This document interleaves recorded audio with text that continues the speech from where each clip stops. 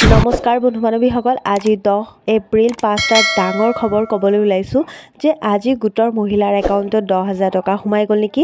নাই, একেবাৰে মিছা কথা। আৰু যদি সোমায় তেতিয়াহ'লে মই আপোনালোকক আকৌ ভিডিঅ' বনাই জনাই দিম যে প্ৰত্যেক ডিষ্ট্ৰিক্টতে 10,000 টকা সোমাই গ'ল বুলি।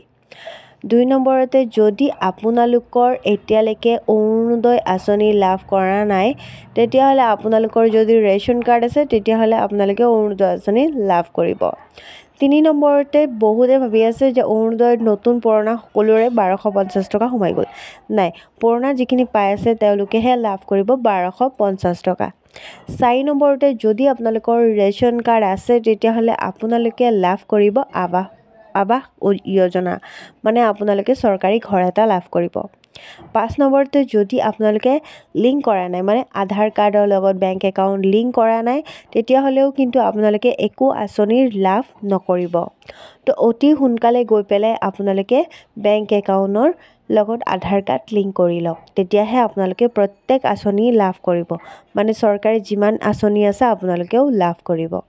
আশা কৰোঁ মোৰ ভিডিঅ'ৰ গোটেইখিনি কথা বুজি পাইছে। মোৰ ভিডিঅ'টো ভাল লাগিলে লাইক, কমেণ্ট, শ্বেয়াৰ কৰিব, চেনেলটো ছাবস্ক্ৰাইব কৰিব। ধন্যবাদ।